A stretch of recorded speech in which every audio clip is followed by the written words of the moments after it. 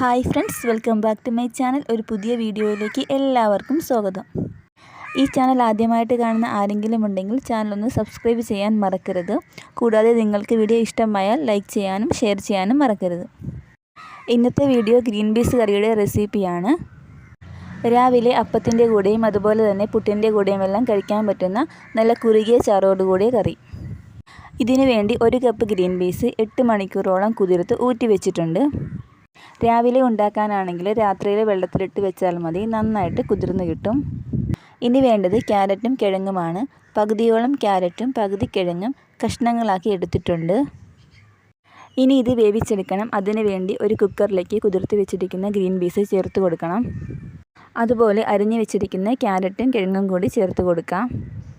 2 പച്ചമുളക് കീറിയതും കൂടി ചേർത്ത് കൊടുക്കാം. ഇനി ആവശ്യത്തിന് വെള്ളമൊഴിക്കാം. ഈ കറിക്ക് എരിവ് തീരെ കുറവാണ്, അതുകൊണ്ട് എരിവ് വേണമെങ്കിൽ ഒരു 4 പച്ചമുളകെങ്കിലും ചേർക്കണം. ഇനി ഇതിലേക്ക് 1/4 ടീസ്പൂണോളം മഞ്ഞൾപ്പൊടിയും ആവശ്യത്തിനുള്ള ഉപ്പും കൂടി ചേർത്ത് കൊടുക്കണം. എന്നിട്ട് കുക്കർ അടച്ച് നന്നായിട്ട് വേവിച്ചെടുക്കാം. ഞാനിവിടെ ഏകദേശം ഒരു 8-10 വിസിലോളം ഇട്ടാണ് വേവിക്കുന്നത്. ഓരോ കുക്കറിനും വിസിലിൻ്റെ എണ്ണം വ്യത്യാസമായിരിക്കും. നമുക്ക് ബ്രെഡിൻ്റെ കൂടെ കഴിക്കാനുമെല്ലാം ഈ കറി സൂപ്പറാണ്. ഇവിടെ ഇപ്പം ഗ്രീൻ പീസ് നന്നായിട്ട് വെന്ത് വന്നിട്ടുണ്ട്. അതുപോലെ തന്നെ ഇതിനകത്ത് കുറച്ച് വെള്ളം കൂടിയുണ്ട്. അപ്പം നമുക്ക് വെള്ളം വേറെ ചേർക്കേണ്ട കാര്യമില്ല. ഇതിൻ്റെ അരപ്പ് തയ്യാറാക്കാനായിട്ട് ഏകദേശം 1 കപ്പ് തേങ്ങ ചിരകി എടുത്തിട്ടുണ്ട്. അതൊരു മിക്സിയുടെ ജാറിലേക്ക് മാറ്റാം.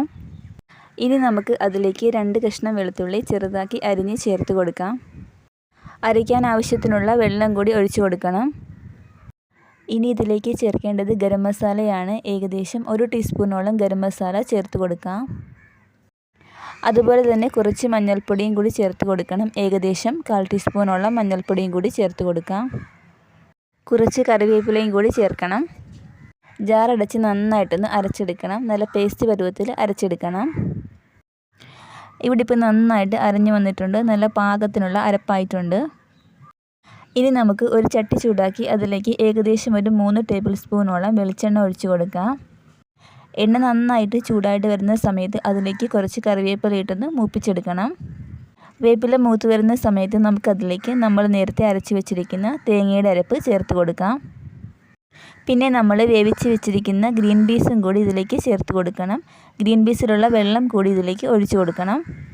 നന്നായിട്ടൊന്ന് ഇളക്കി യോജിപ്പിച്ചെടുക്കണം.